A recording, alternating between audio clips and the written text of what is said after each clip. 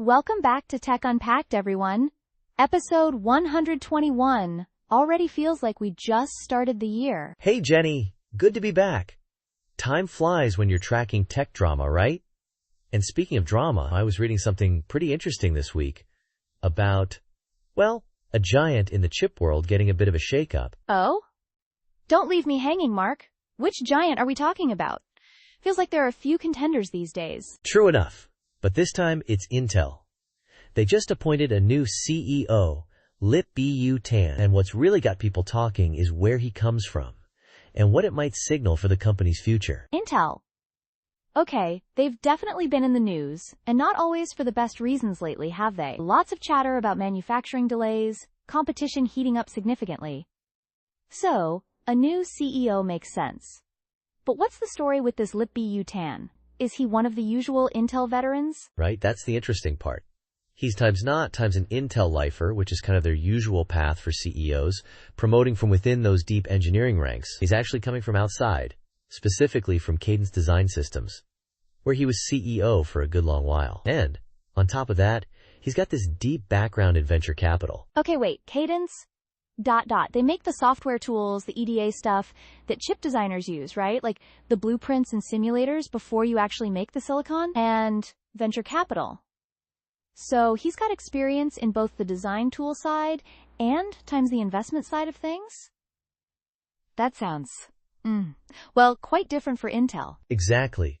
It's the first external CEO hire since Paul Otellini way back in 2005, if you can believe it. Most of their leaders have come up through engineering, deep in the manufacturing weeds, the fab side of things. Tan brings this, broader perspective. Design tools, investing, spotting market shifts maybe? So how did he do at Cadence? Was he successful there? Because running a design tools company is complex, but it's not quite the same beast as running Intel. Oh yeah, his track record at Cadence looks quite strong. The research I saw mentioned their revenue more than doubling under his leadership, and their stock performance was apparently quite impressive over his tenure. Something like a 3,200% increase, which is, a very substantial number. Wow, okay. 3,200%. That certainly catches the eye. So he clearly knows how to run a major tech company successfully and keep shareholders happy. And the venture capital part? Walden International, I think you mentioned? That suggests he's good at spotting potential and maybe making strategic bets? Precisely. Think about it. He understands the design tools ecosystem intimately from Cadence, knowing what designers need. And through his VC work, he's invested in numerous chip startups, seeing trends develop early on. Remember Annapurna Labs, which Amazon bought for their cloud chips? Or Nuvia, snapped up by Qualcomm for their mobile ambitions? Those were reportedly some of his firm's investments. He's seen what works, what doesn't, from the ground up. Okay, so he's got credentials. Definitely sounds like a sharp guy with a wide view. But Intel, they're facing some serious headwinds, aren't they? I remember seeing headlines about their stock dropping quite a bit. Like, maybe 60% in 2024 before this appointment? And wasn't their revenue down significantly too? Yeah, the numbers weren't looking great. The research mentioned an $18 billion annual revenue decline between 2023 and 2024. That's a big hole to fill. They've been losing ground in CPUs, especially in servers and laptops, to a resurgent AMD. They're facing intense competition in AI chips from NVIDIA, which is just dominating that space right now. And, maybe most critically, they've been struggling with their own manufacturing roadmap. Getting their advanced process nodes, like Intel 4 or Intel 3, out the door on time and with good yields has been a persistent challenge. That sounds like a really tough spot for anyone to walk into. So what's the thinking? Is Tan expected to just, magically fix the manufacturing problems? Because his background isn't really in running fabs day to day, is it? That seems like a potential mismatch. Or at least a point of concern. That's the million-dollar question. Or maybe billion-dollar, given Intel's scale. And you're right to point that out, Jenny. The research flagged that very concern. Does his lack of direct, hands-on manufacturing operational experience pose a risk? Especially with IDM 2.0 relying so heavily on getting those fabs competitive? A valid point some analysts are raising. So what's the counter-argument?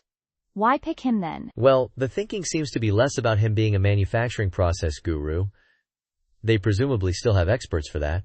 And more about his ability to connect the dots across the entire semiconductor value chain. He gets the design side from Cadence, the software tools the customer needs, having worked with many chip designers, the investment climate from VC, and times the foundry business, because design tools and foundries have to work hand in glove. Okay, so maybe less Mr. Fix-It for the fabs and more Mr. Connect-It for the ecosystem? Speaking of fabs, that ties into their IDM 2.0 strategy, right? Can we break that down a little? Because I hear the term all the time, but I'm not sure I fully grasp all the moving parts. Sure, happy to unpack it. So IDM stands for Integrated Device Manufacturer. Historically, Intel designed and manufactured its own chips almost exclusively. Think of it like a restaurant that grows its own vegetables, raises its own chickens, and cooks the meals. That vertical integration was their strength for decades. But it's also become a huge challenge. Building and running these advanced factories, or fabs, costs astronomical amounts of money, billions per fab. And frankly, they fell behind competitors like TSMC in terms of getting the next generation of chip-making technology running smoothly. Right, TSMC. They just do the manufacturing part. They're the foundry for companies like Apple, Nvidia, AMD even, who design the chips but don't build their own fabs. They're like the specialist contract kitchen that lots of different chefs use. Exactly. That's the fabless model for designers and the pure-play foundry model for TSMC. IDM 2.0, which was introduced under the previous CEO, Pat Gelsinger, was Intel's plan to have their cake and eat it too, or maybe run multiple food businesses at once. They want to keep designing and making their own best chips internally, but also, and this is key, open up their factories, Intel Foundry Services or IFS, to build chips for other companies, competing directly with TSMC and Samsung Foundry. And, crucially, they also decided they'd be willing to use external foundries like TSMC for some of their own chip components if needed, maybe for a specific tile in a processor. Okay, so it's a hybrid approach. Design some, make some in-house, make for others, and maybe outsource some bits too. Sounds incredibly complex to manage. You've got internal teams competing for fab time with external customers. You're potentially using your biggest competitor as a supplier.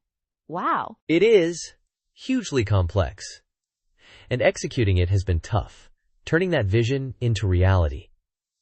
That's where Tan's background is particularly intriguing. He has strong, long-standing relationships with TSMC through his time at Cadence.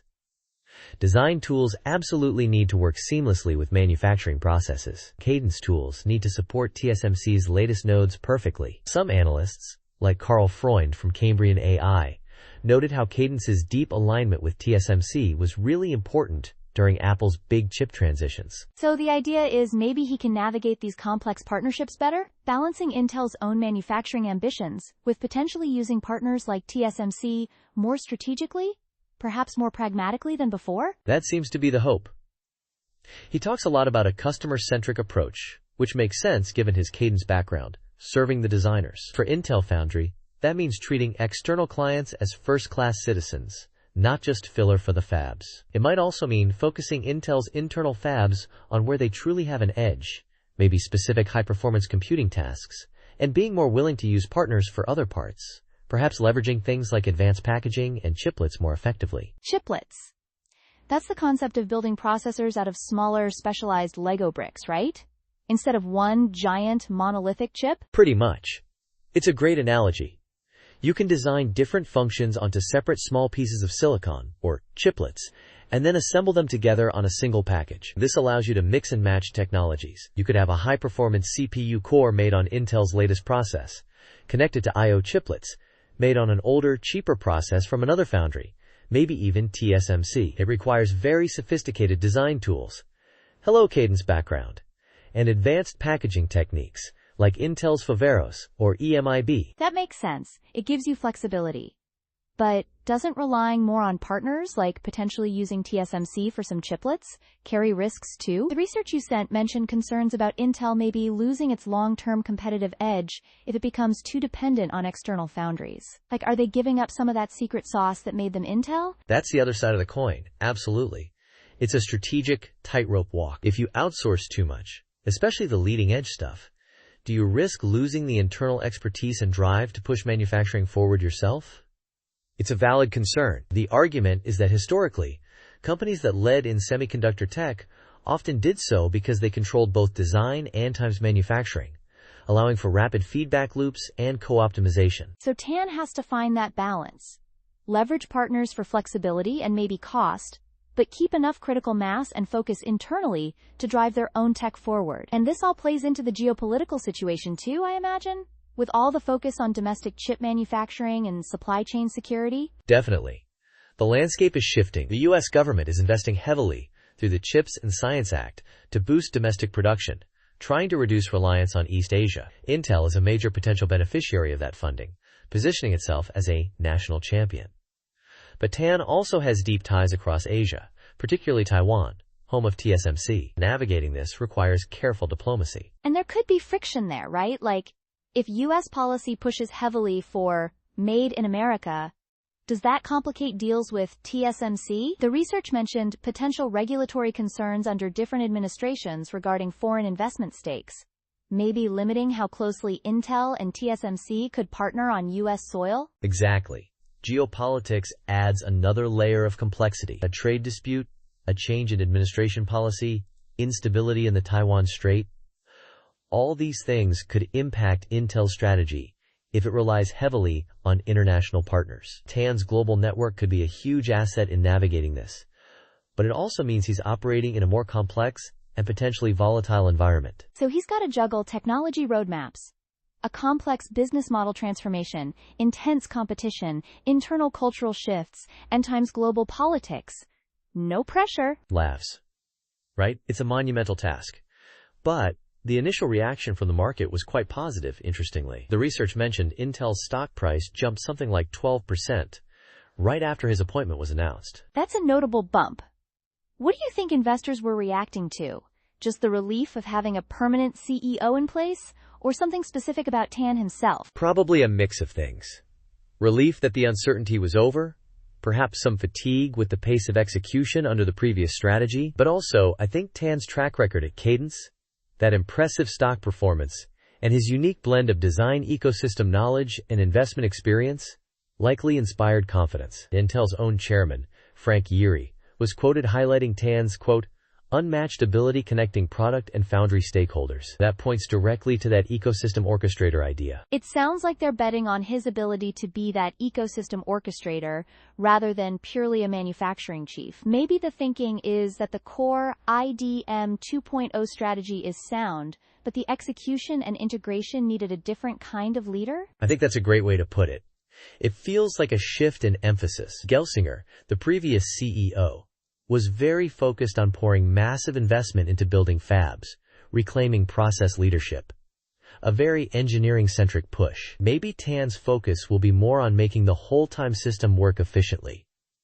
Internal fabs, external partners, design tools, EDA, customer needs, packaging. Getting all those elements humming together smoothly. His VC background might also bring a sharper focus on ROI for these huge investments. That VC perspective is interesting. Does that mean maybe being quicker to cut projects that aren't working? Or making more strategic acquisitions? Intel hasn't always had the best track record with big acquisitions. Could be. VCs are typically less sentimental about legacy projects and more focused on future growth areas and returns. Perhaps he'll bring more discipline there. And yes, maybe more targeted acquisitions, especially in areas like AI software or specialized chip design, leveraging his network. It's still a massive challenge, though. Reversing that $18 billion revenue decline, catching up technologically where they've fallen behind, executing that complex IDM 2.0 strategy, motivating the workforce. What do you see as the biggest hurdles he needs to clear, like, right now? Execution is number 1, 2, and 3. Intel has announced ambitious roadmaps before, but stumbled on delivering them. TAN needs to instill discipline and focus to hit those milestones for Intel 3, 20A, 18A processes. One expert quoted in the research, Jack Gold, mentioned the need to potentially dismantle some legacy internal processes or silos that might be slowing things down and hindering that customer-first foundry mindset. The cultural change aspect. Turning that giant ship takes time and effort, especially when you're bringing in an outsider. Exactly. Motivating a huge organization, potentially reshaping its culture from being primarily product-focused to also being deeply service-oriented for foundry customers. Quote, "That's never easy." Then there's just the sheer competitive pressure. AMD isn't standing still in CPUs, NVIDIA has a huge lead in AI accelerators, and the whole ARM ecosystem is pushing into PCs and even servers. It's a multi-front war. So, wrapping this up, the plan seems to remain broadly IDM 2.0, the framework Gelsinger set out, but the execution, the emphasis, the partnerships, and maybe the internal culture might see significant shifts under TAN? That seems to be the consensus from analysts like SemiWiki and others I read. Same broad strategy, but perhaps a different, more ecosystem-aware, more externally connected, an intensely customer-focused approach to making it happen. Leveraging his VC experience for strategic investments, particularly in AI, could also be a key part of the playbook. Okay, so it's definitely a situation to watch closely. A big shift for Intel bringing in an outsider with this unique background, facing substantial challenges but also significant opportunities with IDM 2.0, government support via the CHIPS Act, and the overall growth in semiconductor demand. For sure. It feels like one of the most critical junctures in Intel's history, maybe since the 80s, when Andy Groves famously steered them away from memory chips towards microprocessors. Can Lip-Bu Tan orchestrate a similar, successful pivot in this era? We'll have to wait and see. Definitely one we'll keep tracking. It feels like a pivotal moment not just for Intel but for the whole semiconductor landscape. You know, it makes you wonder, what times listeners think is the biggest hurdle for TAN? Is it the manufacturing, the competition, or navigating those partnerships? Maybe something we can ask on our social channels. Good idea. Yeah, the next couple of earnings calls should be very revealing as he starts laying out his specific roadmap adjustments and priorities. It'll be fascinating to see how he tackles these challenges. All right, well, that's probably all the time we have for this deep dive today. Thanks for breaking down that complex situation, Mark. Lots to think about. Anytime, Jenny. Always fun to dive into the chip wars. Or maybe chip diplomacy these days? Ha, maybe both. Join us next time on Tech Unpacked.